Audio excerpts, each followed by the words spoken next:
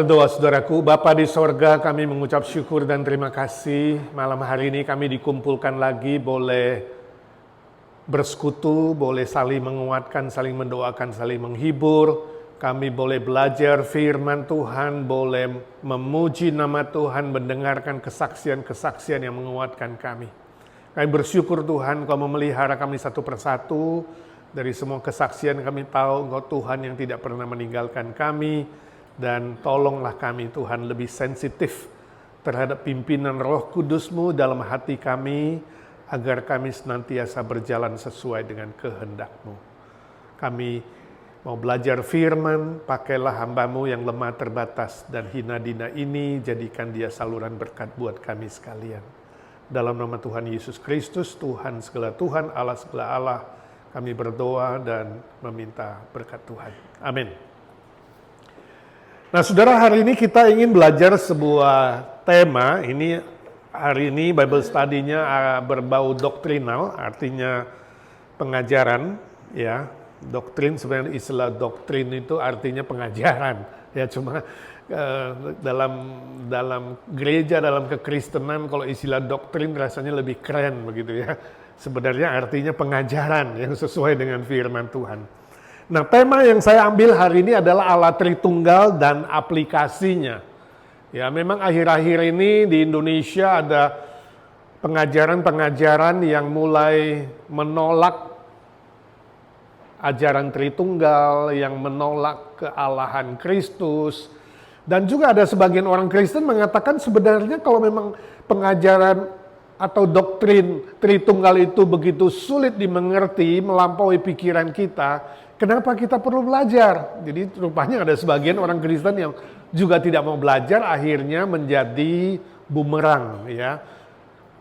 Pengetahuannya tidak bertumbuh, pengenalan terhadap Tuhan Allah tidak bertumbuh, dan kemudian bisa terjatuh dalam ajaran sesat.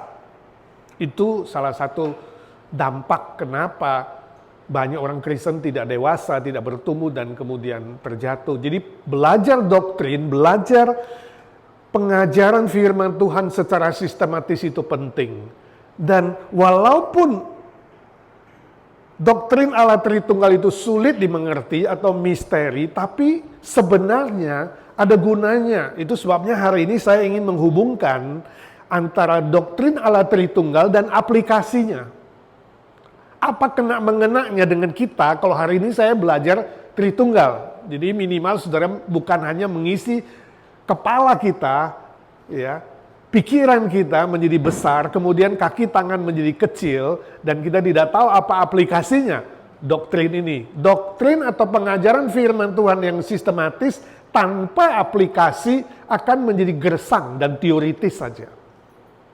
Jadi hari ini saya coba menghubungkan antara Allah Tritunggal dan aplikasinya. Sebelumnya mari kita berdiskusi dulu atau berinteraksi dengan 3 pertanyaan ini. Yang pertama, ada orang yang katakan bahwa perjanjian lama, zaman perjanjian lama itu adalah zamannya Allah Bapa. Sedangkan perjanjian baru itu adalah zamannya Yesus Kristus atau anak. Dan sekarang khususnya ya, akhir zaman setelah Pentakosta itu adalah zamannya Roh Kudus. Apakah saudara setuju dengan pendapat sedemikian? Jadi masa lampau itu Allah Bapa, kemudian masa perjanjian baru itu zamannya Tuhan Yesus, dan kemudian setelah Yesus naik ke surga, Roh Kudus turun pada Pentakosta, Kisah Rasul pasal 2, kita masuk ke dalam zamannya Roh Kudus. Ada yang setuju? Angkat tangan. Yang tidak setuju angkat tangan? Ya, jadi 3 pribadi, Tritunggal itu adalah satu Allah yang 3 pribadi, bukan satu pribadi 3 fungsi, tapi 3 pribadi. Kata Jimmy, sejak awal penciptaan sudah 3 pribadi di situ. Ya, makanya dipakai apa? Marilah kita menciptakan. Ya. Roh melayang-layang, lalu berfirmanlah, jadi sang firman yang menciptakan. Dan Allah Bapa mengatakan, sana muncul istilah Elohim, menciptakan segala sesuatu. Jadi dari perjanjian lama, perjanjian baru, Zaman akhir, setiap zaman, setiap waktu, setiap tempat, kalau memang Allah harusnya apa? Tidak dibatasi oleh waktu dan tempat. Sejak dari kekal sampai kekal, sudah satu Allah tiga pribadi itu hadir. Ya, jadi bukan dipilah-pilah dan dipisah-pisah, itu sangat penting. Kedua, jika anak atau Yesus Kristus diutus oleh Bapa, Yohanes 3:16, dan Roh Kudus diutus oleh Yesus Kristus, Yohanes 14:26, 16 ayat 7, berarti Bapa lebih besar dari anak, dan anak lebih besar dari Roh Kudus. Apakah saudara setuju? Tiga pribadi itu. Siapa paling besar? Bapa, anak, atau Roh Kudus? Karena yang mengutus Kristus kan Bapa. Kan yang mengutus lebih besar dari yang diutus dong. Roh Kudus juga diutus oleh Yesus Kristus anak. Berarti yang diutus itu lebih kecil dong. Betul gak? Setuju? Ini pertanyaan-pertanyaan buat saudara ngantuk gak? Pertanyaan begitu.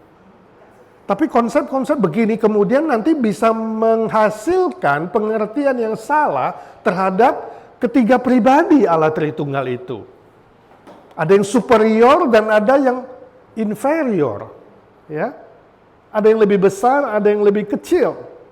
Ci Silvi, setuju gak? Tidak setuju, kenapa?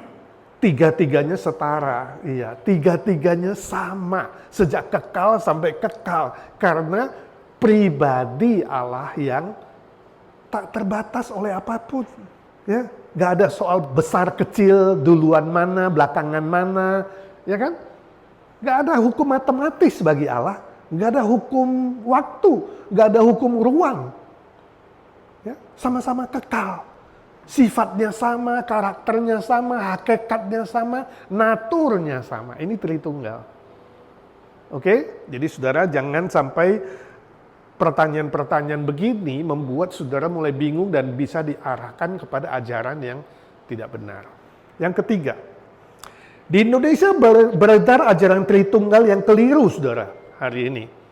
Ya, saya belum kumpulin ya berapa pengajaran yang keliru dan menyesatkan. Saya harap nanti ada seminar lanjutan tentang konsep-konsep yang salah ini, bagaimana kita menanggapinya. Ada yang jatuh dalam konsep Sabellianisme. Nah, Sabellianisme itu secara singkat adalah ajaran sesat pada abad kedua yang dimulai oleh Sabellius. Orangnya bernama Sabellius. Dia percaya bahwa Tritunggal itu adalah satu pribadi, monoteis yang tunggal, satu pribadi tapi tiga fungsi. Jadi ada yang mengerti seperti itu. Ya, kasih contoh misalnya kalau seorang bapak di rumah dia jadi suami. Waktu dia nyetir mobil ke kantor, dia jadi sopir, ya. Lalu sampai di kantor dia jadi direktur. Jadi tiga fungsi, tiga peran. Orangnya sama nggak? Sama. Satu pribadi, tiga fungsi, tiga peran. Ini ajaran sesat, saudara. Hati-hati. Ajaran ini tidak benar, ajaran yang keliru. Beberapa tokoh jatuh, misalnya saya masih ingat dulu waktu tokoh Islam Hamran Hamri, ya, yang gurunya Pak siapa, Yusuf Roni, ya, itu gurunya. Mereka punya konsep seperti ini karena latar belakang Islam nggak bisa menerima tiga pribadi, ya. Lebih gampang mengabarkan Trinity yang begitu, ya, satu pribadi tiga fungsi. Di rumah jadi suami, di kantor jadi direktur, lalu waktu nyetir jadi sopir. Ya. Jadi berapa Allah? Satu, tapi tiga fungsi, ya. Nah, ini bahaya. Jadi ini menjadi bahaya sebab nanti yang disalibkan siapa yang disalibkan? Yesus yang disalibkan atau Bapa yang disalibkan? Ini kadang-kadang ada orang Kristen juga salah doa, Bapa kami bersyukur kepadamu karena engkau sudah mati bagi kami. Loh, yang mati siapa? Bapa atau Kristus? Nah, ini karena campur aduk satu pribadi, tiga peran, tiga fungsi, bahaya sekali. Right? Jadi waktu Yesus mengajar murid-murid berdoa kepada doa Bapa kami, dia mengatakan, berdoalah Bapa kami yang di sorga. Jadi dia panggil siapa? Panggil dia dirinya sendiri atau panggil Bapa? Nah, ini menjadi ajaran-ajaran yang kemudian bisa menyesatkan karena konflik terhadap banyak catatan Alkitab, kesaksian-kesaksian di dalam Alkitab, yaitu Sabellianisme, saudara. Ada juga yang terjatuh misalnya dalam konsep Arianisme, 3 pribadi yang tidak setara. Karena Yesus Kristus itu dianggap sebagai Allah nomor 2, subordinat dari Allah Bapa, lebih kecil. Ya. Nah, kemudian hari ini menjadi ajaran sesat apa? Adventisme misalnya. Ya, ada yang percaya begitu. Ada juga tetangganya yaitu saksi Jehova. Ya. Ini konsepnya dari sini, Arianisme. Ya. Di Indonesia muncul Arianisme juga, beberapa tokoh pendeta yang saya tidak sebutkan namanya, nanti kita waktu belajar lebih lanjut kita akan melihat cuplikan-cuplikan mereka. Ya. Sangat berbahaya. Merendahkan Kristus, bahkan kemudian tidak percaya kealahan Kristus. Nah, itu adopsionisme. Kalau saudara pernah mendengar kata adopsionisme, ini yang menyangkal kealahan Kristus. Yesus hanya manusia biasa. Tapi karena dia diadopsi oleh Bapa, kapan diadopsinya? Waktu Yesus dibaptis, Bapa mengatakan, inilah anakku yang kukasihi. Ya kan? Kepadanya lah aku berkenan. Waktu itu dia diangkat menjadi anak Allah. Nah, ini ajaran sesat, saudara.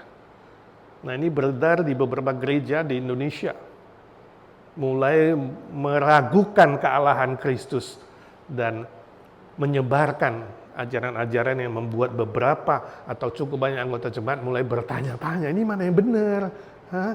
Kemudian juga muncul pertanyaan, Yesus pernah nggak langsung bilang aku adalah Allah? Dia bukan Allah, dia manusia biasa saja, ya.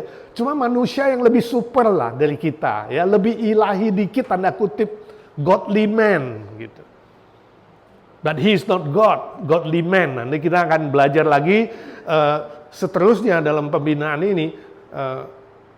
Benar nggak Yesus tidak pernah menyebut dirinya Allah? Kalau benar bagaimana? Kalau tidak benar bagaimana? Kita mungkin akan punya satu seminar yang sedemikian nanti. Nah, pertanyaannya bagaimana saudara merespon ajaran demikian? Kalau muncul ajaran-ajaran mulai membuat saudara berpikir dan mulai bingung, saudara, bagaimana saudara bereaksi? Apakah saudara juga mulai meragukan kealahan Kristus, mengatakan, iya dia hanya manusia biasa. Sebab Alkitab berulang mengatakan anak manusia, ya dia manusia saja. Ya. Atau saudara tergerak mengatakan, aduh aku harus tahu ini ajarannya. Aku harus bisa mengerti ini yang benar yang mana supaya aku bisa menolong mereka yang tersesat. Nah, minggu depan saya akan lanjutkan dengan ajaran adopsionisme, ya, menanggapi ajaran yang mulai menyesatkan di Indonesia ini. Ya. Jadi saya harap saudara minggu depan datang kita akan bahas lebih lanjut adopsionisme dan bagaimana kita bisa menanggapi dengan benar dan kemudian bagaimana kita bisa menjawab kepada orang-orang yang mulai tercemar pikirannya ataupun imannya. Nah, sekarang kita akan belajar dari Alkitab.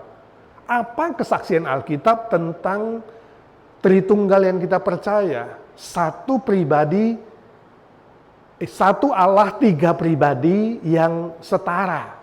Ya, itu definisi yang paling simpel. Tritunggal adalah Allah yang esa, yang menampakkan diri dalam 3 pribadi yang setara dalam semua hakikatnya, naturnya, dan sifat-sifatnya. Mari kita baca dulu 3 bagian Alkitab. Kita tidak bisa bahas sebanyak ya semua ayat-ayat yang mengenai Tritunggal. Nanti saudara bisa kembali ke YouTube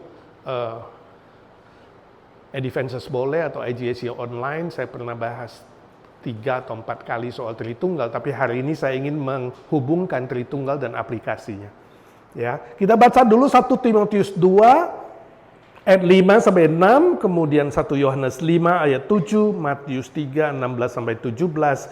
Kita mulai 1 Timotius 2 ayat 5 sampai 6. 1 2 3. Karena Allah itu esa dan esa pula dia yang menjadi pengantara antara Allah dan manusia, yaitu manusia Kristus.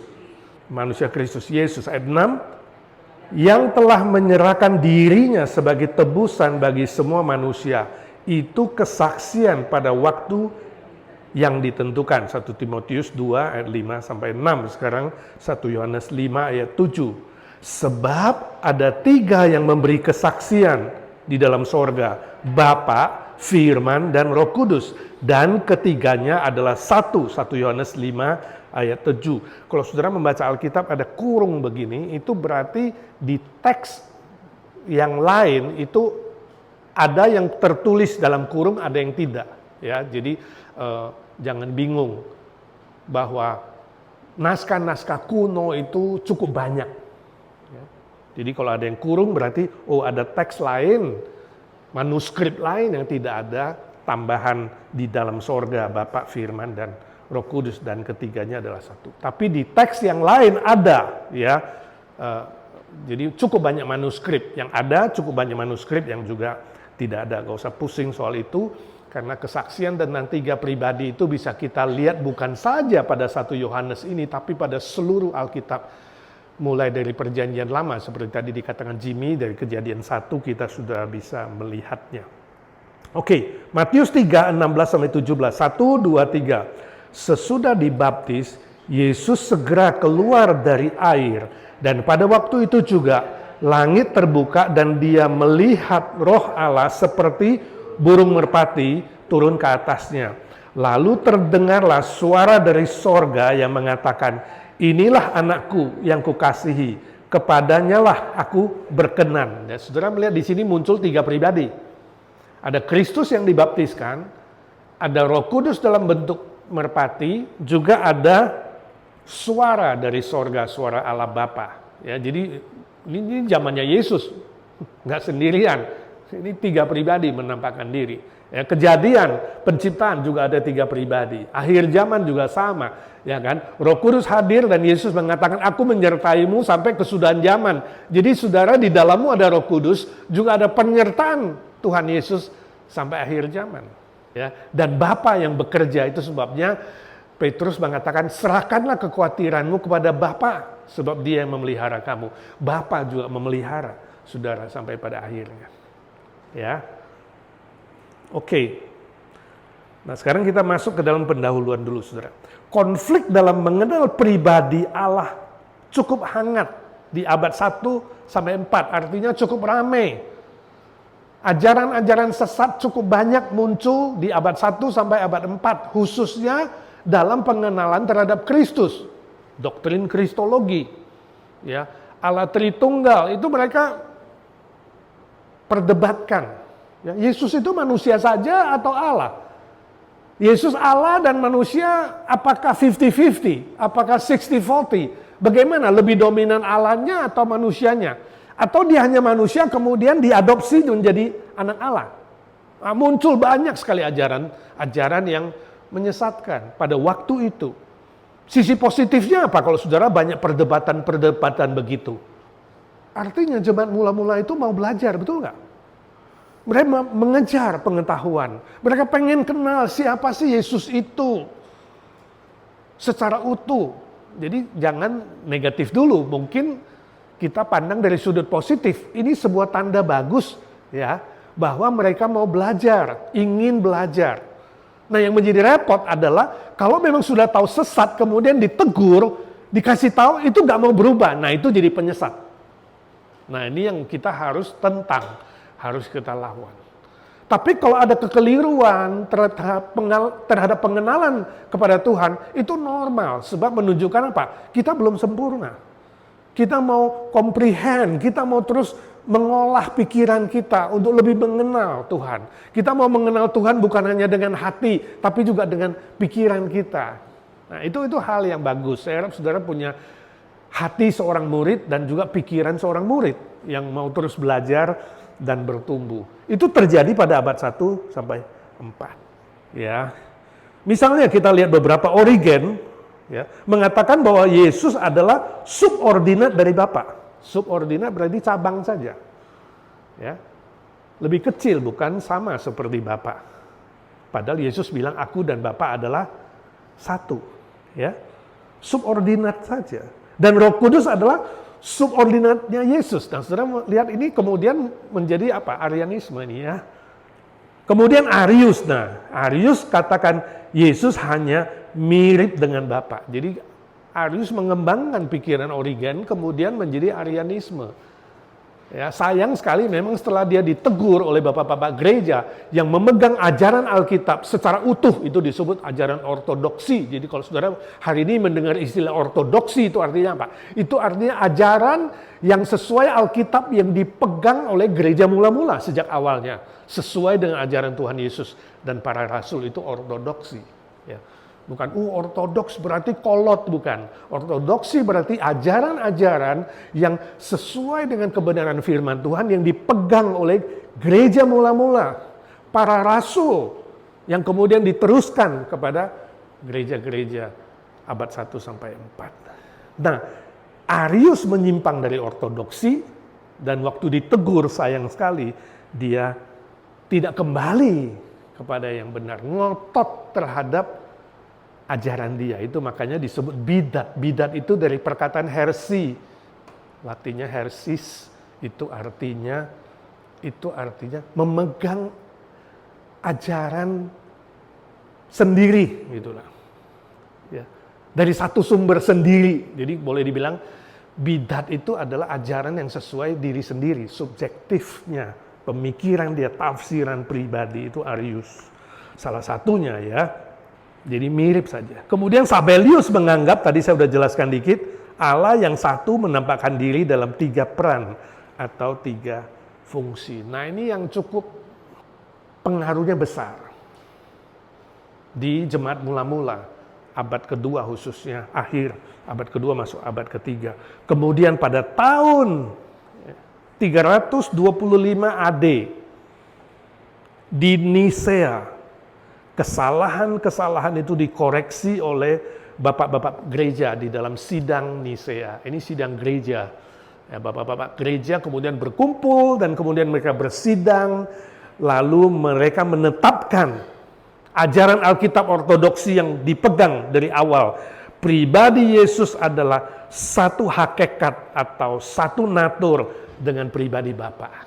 Ya, jadi Yesus bukan Allah nomor 2, subordinat, bukan, tapi satu hakikat. Ketiga pribadi yang disebutkan dalam Alkitab, yaitu Bapa, Anak, dan Roh Kudus adalah satu hakikat. Jadi Roh Kudus juga sama. Satu natur, dan ketiganya adalah setara. Nah, itu definisi yang paling sederhana. Kalau ada temanmu tanya, Tritunggal itu apa sih? Kamu percaya Allah Tritunggal? Oh, Tritunggal itu adalah Allah yang Esa, yang menampakkan diri dalam 3 pribadi, namanya Bapa, Anak, dan Roh Kudus. Dan 3-tiganya itu setara. Sama hakikatnya, naturnya, sifatnya. Ya, sama. Dari kekal sampai kekal. Simple, definisinya itu saja yang disaksikan oleh Alkitab. Nah, Bapak gereja yang bernama Tertullianus kemudian memberi istilah Allah Tritunggal. Nah, orang yang menolak Allah Tritunggal kemudian mengatakan, coba buka Alkitabmu. Dari perjanjian lama sampai perjanjian baru gak ada istilah Tritunggal. Kamu sesat nih percaya Allah Tritunggal. Jadi, saudara, bagi saya ini adalah sebuah argumen yang sangat lemah. Ya, jadi gak bisa mengatakan, oh karena tidak ada Alkitab, di Alkitab maka itu salah. Bukan. Kita katakan ya memang nggak ada. Tritunggal itu istilah Trinity itu baru diciptakan oleh atau diberi oleh siapa? Tertullianus, Bapak Gereja. Setelah hasil sidang ini. Tapi tidak mengatakan, tidak berarti dalam Alkitab tidak menyaksikan 3 pribadi. Tidak menyaksikan Allah yang Esa. Mengerti? Jadi dengan menambah satu istilah bukan berarti, wah ini orang Kristen yang percaya Tritunggal sudah sesat nih. Saudara jangan menjadi inferior atau takut kalau orang mengatakan gak ada dalam Alkitab nih ya istilah ini, kamu itu asal percaya ya. Ini mirip bilang Yesus gak pernah bilang dia sebagai Allah, berarti Yesus bukan Allah. Gak bisa, ini alasan yang sangat lemah saudara, argumen yang sangat lemah. Harus melihat kesaksian seluruh Alkitab. Orang yang rendah hati gak pernah bilang akulah paling rendah hati. Saudara tangkap gak sih? Kalau you kaya beneran, you gak kemana-mana bilang, gue orang kaya ya, gue punya ini. Enggak, tenang-tenang aja. Orang pinter tenang-tenang aja. Gak usah bilang, gue pinter, gue lebih pinter dari A, B, C. Nah, orang yang ngomong pinter belum tentu pinter. Apalagi ngomong cantik ya, ibu-ibu, gue cantik loh. Yang bilang cantik, itu biasanya belum tentu cantik, justru dia minder. Jadi mau mengatakan. Jadi Yesus nggak perlu show off kemana-mana bilang, gua Allah ya, gua Allah, lu jangan main-main sama gua ya, gua tiup aja lo mati lo jadi debu. Nggak begituan. Ya jadi itu alasan argumen yang paling lemah. Sama, jangan mengatakan, Alkitab nggak ada Tritunggal, berarti Tritunggal nggak ada. Bukan, saudara. Nanti jangan dibalik juga, Alkitab nggak bilang jangan merokok, jadi boleh merokok. Nah ini argumen yang namanya debat kusir, saudara. Ya. Yang nggak pakai rasio yang sehat. Alkitab kan nggak bilang nggak boleh merokok, betul nggak? Berarti boleh merokok. Misalnya jangan bolak-balik, itu bukan logika yang benar ya. Jadi jangan berlogika, berargumen seperti itu kayak anak kecil. Ya, jadi ada pendeta-pendeta yang sukanya begitu tuh, khususnya pengajar sesat. Mana kalimatnya? Sebutin, nggak ada dalam Alkitab, pasti salah. Ya, belum tentu. Ya, karena bisa arti eksplisit, bisa juga arti implisit. Ya, jangan dibolak-balik cara berargumentasi. Itu sangat-sangat penting. Nah, rumusan ini kemudian, yang rumusan apa? Rumusan Tritunggal. Allah yang Esa, 3 pribadi yang setara tiga-tiganya, itu rumusan itu kemudian diteguhkan lagi dalam sidang Konstantinopel. Bapak-bapak gereja kumpul lagi 381. Sidang Kalsedon 451 dan sidang Toledo 589. Ini sangat penting.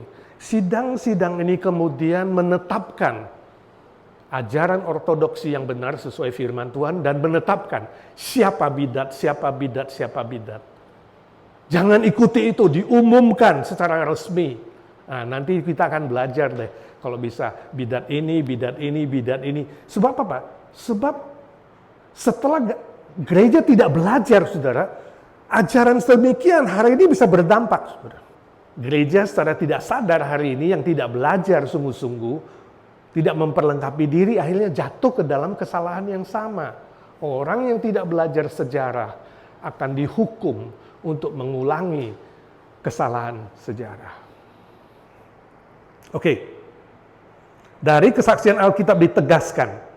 Nah, ini kita ingin belajar beberapa bagian Alkitab. Tadi kita udah baca, ditegaskan bahwa Allah itu Esa atau satu, tadi 1 Timotius 2:5, sudah bisa bandingkan Ulangan 6 ayat 4, Allah yang Esa itu menyatakan dirinya dalam 3 pribadi, Bapa, Anak, dan Roh Kudus. Sudah bisa lihat 1 Yohanes 5 ayat 7, bandingkan Kejadian 1 ayat 1 sampai ke 3 muncul 3 pribadi, ya, ayat 26 juga muncul 3 pribadi, Matius 3, 16, 17, ada 3 pribadi, ketiga pribadi itu adalah satu esensi, satu hakikat, satu natur. Nah, ada argumen lagi, kan sebutannya Bapa, Anak, Roh Kudus, maka Bapa nomor 1, lebih besar, kedua Anak, ketiga Roh Kudus. Saudara, ini juga argumen yang lemah, seolah-olah dari urutannya dong kita tahu, yang disebutkan dulu paling besar, betul nggak? Atau disebutkan terakhir paling besar. Kalau di konsep umum kan, kalau kata sambutan kita suruh yang besar terakhir apa yang pertama ya. Jadi saudara, ini konsep yang juga salah. Urutan waktu, urutan kata-kata, urutan kronologis, ini nggak menentukan besar kecil, mengerti?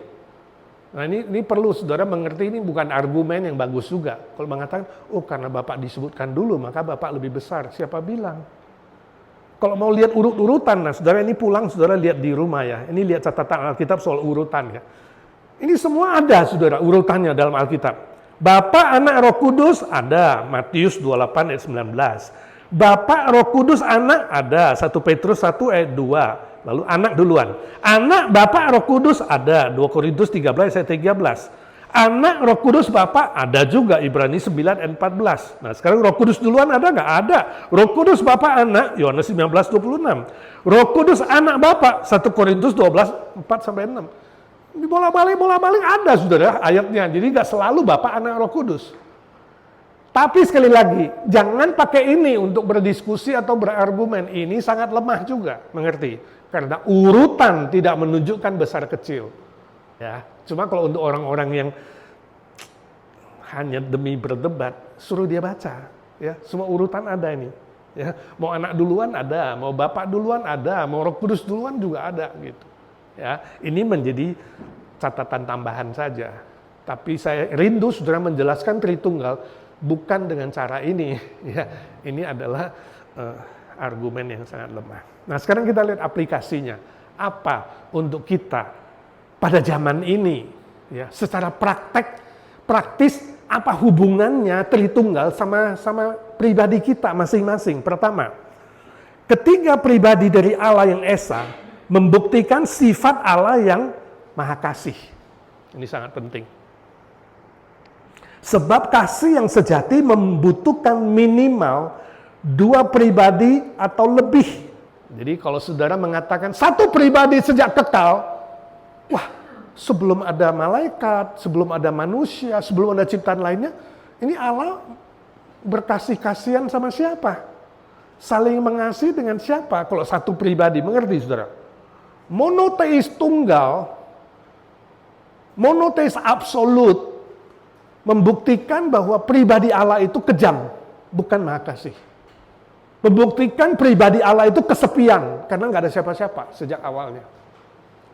From the beginning, dari kekekalan. Tapi kalau ada tiga pribadi, maka ini membuktikan sifat Allah yang Maha Kasih itu terbukti.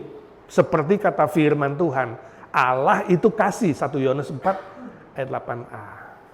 Allah adalah kasih. Jadi kita tanya teman-teman yang tidak percaya Tritunggal, you percaya Allah Maha Kasih nggak? Maha Penyayang, Maha Pemurah nggak? Percaya nggak Allah itu Maha Kasih? Percaya. Nah, saya mau tanya, sebelum ada ciptaan apa-apa, di masa kekekalan, mengerti? Sebelum ada waktu, Allah yang kamu percaya Maha Kasih itu, yang kamu bilang sendirian, dia saling mengasihi sama siapa? Nah, ini menjadi pertanyaan yang sulit dijawab secara logika. Walaupun logika kita sudah tercemar oleh dosa, terbatas, tapi tetap gak bisa menjawab, sebab kasih itu minimal butuh berapa pribadi? 2 pribadi minimal.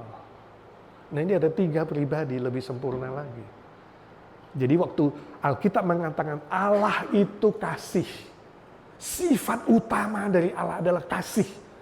Cocok gitu ya, 3 pribadi dibandingkan 1 pribadi. Ya, jadi kita harus belajar bersyukur. Bersyukur kepada Bapa, kepada Kristus, kepada Roh Kudus, 3-tiganya. Jangan dicampur aduk, 3-tiganya ya. Sama tapi berbeda, beda pribadi tapi sama dalam hakikat dan esensi. Oke? Nah, ini sangat-sangat penting. Saudara bisa lihat di Yohanes 1 ayat 18, Yesus sendiri bilang, tidak ada seorang pun yang pernah melihat Allah Bapa, tapi anak, yaitu Kristus telah menunjukkannya, memperlihatkannya kepada kita. Jelas 2 pribadi. Jelas Yesus menyamakan dirinya dengan Bapa, walaupun dia nggak menyebut, ada sih dia menyebut di Yohanes 10 ayat 30, aku dan Bapa adalah satu. Ada sih Yesus menyebut, barang siapa melihat aku, dia sudah melihat Bapa. Ya. Banyak ayat-ayat yang menyatakan kealahan dia. Walaupun dia gak seperti orang sombong mengatakan, gue Allah nih ya, lu jangan main-main sama gue ya. Bukan, gak perlu yang begituan saudara. Ya, we don't need that. Tapi dari seluruh kesaksian Alkitab, Yesus menunjukkan dirinya, menyaksikan dirinya adalah pribadi Allah yang menjelma jadi manusia. Firman, pada mulanya adalah firman. Yohanes 1 sangat jelas kan? Firman itu adalah Allah.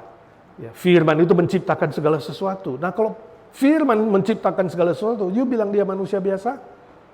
No.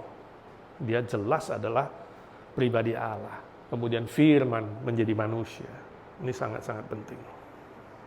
Dan minggu depan kita akan lihat apa bahayanya kalau saudara percaya adopsionisme. Apa bahayanya kalau saudara menyangkal kealahan Kristus dan mengatakan dia diadopsi pada waktu baptisan. Sangat banyak bahaya-bahayanya saudara. Ya, membuat saudara kemudian nanti keracunan dengan ajaran-ajaran itu, kita akan lihat minggu depan. B, aplikasi B. Mengenal tiga pribadi Allah dengan keunikannya, unik ketiganya, mengajar kita untuk membangun hubungan yang akrab secara pribadi juga dengan Tuhan melalui doa. Sebab itu saudara jangan salah memanggil pribadi Allah dengan benar. Ya, jangan salah kenal, jangan salah panggil saudara dalam doa saudara. Sesuai dengan ajaran firman Tuhan, saudara harus memanggil dan mengenal dengan benar. Roma 10 ayat 2-3 mengatakan apa? Orang Israel itu nampaknya giat untuk mengenal Allah, giat beraktivitas untuk Allah, tapi Alkitab dengan tegas mengatakan mereka tidak mengenal Allah sama sekali. You boleh saja jadi aktivis, jadi orang yang berkobar-kobar, ya, tapi tidak kenal Allah. Contohnya Paulus, ya kan? Banyak orang Yahudi yang tidak mengenal Allah, walaupun dia melakukan hukum Taurat lebih 600, saudara, dari 10 bisa diuraikan jadi 600 lebih. Tidak mengenal Allah, kata Alkitab. Paulus menegur mereka, kalian tidak mengenal, Israel tidak mengenal siapa itu Allah yang sejati. Ya. Ya, terus terang adopsionisme itu nanti kita akan belajar, itu ada bau-bau Yahudi juga, saudara, ya. Oke? Baik. Jadi saya harap saudara berdoanya yang betul. Panggil Bapa di sorga, ya Bapa di sorga. Jangan di-mix sama Bapa di sorga, terima kasih engkau sudah mati di atas kayu salib. Nah, itu udah salah. Yang mati di atas kayu salib buat kita adalah Kristus. Bapa di sorga, terima kasih engkau menjelma menjadi manusia. Salah, bukan Bapa di sorga yang menjelma menjadi manusia. Yang menjelma siapa? Yesus, Kristus, Firman yang menjelma. Ya, jadi saudara, jadi ini penting sekali pengenalan saudara terhadap tiga pribadi yang unik itu, maksud saya. Ya, tiga-tiganya unik. Oke. C. Allah Tritunggal memang unik dan misteri. Tidak ada dalam ciptaan. Sebab itu tidak ada satu contoh atau analogi yang tepat untuk menggambarkan Allah Tritunggal. Jadi saudara jangan coba-coba cari contoh atau analogi dari ciptaan. Pasti meleset. Mengeri saudara. Jadi kalau mereka mengatakan, contohnya apa Allah Tritunggal? Gak ada contoh. Gak ada contoh dalam ciptaan. Satu-satunya misteri, unik. Yang pasti Esa, tiga pribadi setara, sama esensinya. That's it. Contohnya nggak ada contoh. Semua contoh pasti meleset. Sebab contoh itu semua adalah ciptaan yang kelihatan.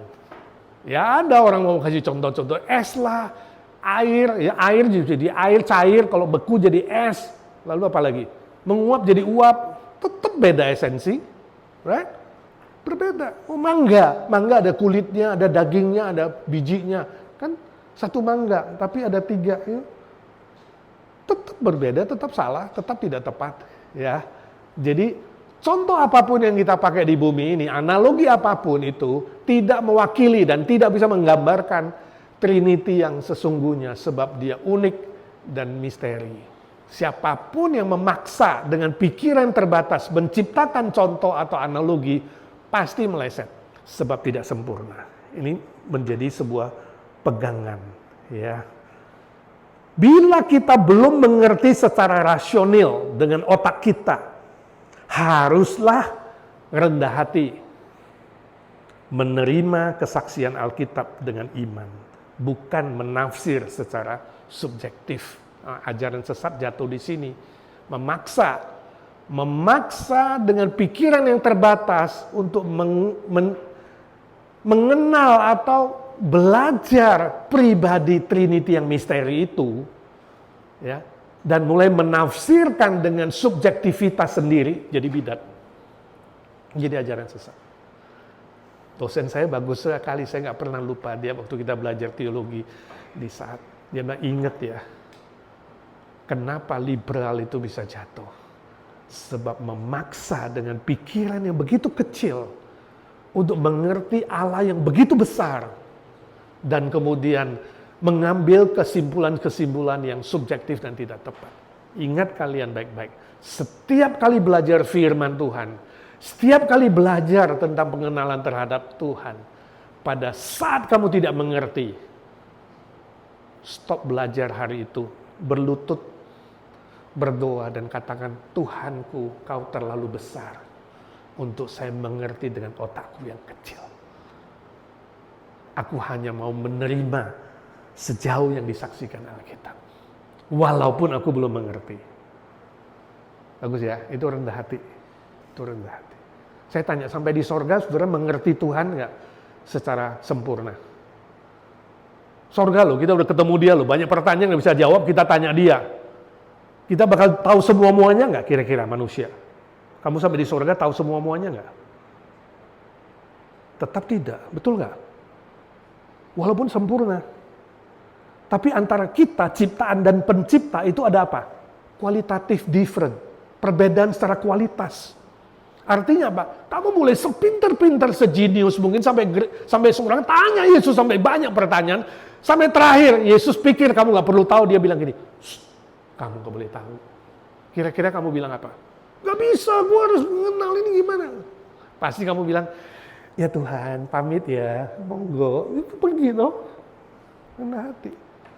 Di sorga aja loh, kita tidak bisa mengenal Tuhan Allah kita, Sang Pencipta kita secara sempurna. Maka di bumi ini pun dengan otak yang kecil yang masih bisa salah dan keliru, jangan maksa. Ya, untuk teman-teman di Indonesia, temanku yang juga udah mulai tersesat, ingat baik-baik. Jangan memaksa menafsir secara pribadi dan subjektif. Kamu akan menyesatkan banyak orang. Bertobat. Rendah hati, mengaku, katakan, ya Tuhanku, otakku terlalu kecil untuk mengerti kamu. Beri aku hati yang rendah dan iman untuk percaya semua kesaksian Alkitab sebatas itu. Amin. Yang keempat, Allah Tritunggal itu melampaui pikiran kita yang terbatas, tidak mungkin bagi manusia untuk mengerti secara sempurna. Udah saya jelaskan, tapi ada tapinya saudara. Allah mengizinkan kita mengenal dirinya sesuai dengan batasan kebenaran Alkitab. Jadi ada batasnya, saudara. Kita boleh mengerti Tuhan? Boleh. Sejauh apa? Sejauh kata Alkitab. Artinya apa? Kalau Alkitab diam, kita harus diam. Kalau Alkitab bicara, kita harus bicara. Jangan lebih, jangan kurang. Jangan menambah, jangan mengurangi. Ya. Sebab itu, saudara, tidak perlu ragu atau takut untuk menjelaskan tentang Allah Tritunggal. Sejauh Alkitab, karena Alkitab kan sudah ditulis buat kita. Jadi kita bisa menjawab sejauh kata Alkitab. Alkitab bilang begini, Alkitab bilang begini ya. Kita jelaskan, gak usah takut dengan pertanyaan-pertanyaan yang kadang tidak valid. Ya, tidak perlu untuk dijawab. Ada pertanyaan gak perlu dijawab sebenarnya, pertanyaannya salah. Ya. Bila ada yang bertanya kepada saudara, jelaskan. Demi menyelamatkan mereka yang tersesat. 1 Petrus 3 ayat 15 sampai 16 mengatakan kita dipanggil untuk apa? Menjelaskan iman kita. Apologia. Apologia dalam arti pembelaan iman, bisa juga penjelasan iman secara bertanggung jawab, secara akademis, ya, secara apalagi secara alkitabiah. Ya. Itu artinya apologia, istilahnya bagus itu ya, tapi sebenarnya artinya menjelaskan iman percaya saudara. Silakan. Tapi Alkitab bilang, haruslah dengan hati yang lembut dan ramah. Ya, nggak boleh main menghakimi, ya, menjelekkan orang lain, menjatuhkan orang lain, nggak boleh. Kita harus menjelaskan dengan sopan, dengan baik, dengan ramah. Oke, sebagai penutup, kita harus kembali kepada firman Tuhan, sebab firman Tuhan satu-satunya standar dan ukuran. 2 Timotius 3:16-17, ya, ukuran yang mengajar, mengoreksi, mendidik kita dalam kebenaran, agar kita menghasilkan buah perbuatan baik untuk banyak orang. Itu pegangan kita, ya, kembali kepada firman Tuhan. Nah, minggu depan kita akan lanjutkan dengan ajaran sesat adopsionisme, ya.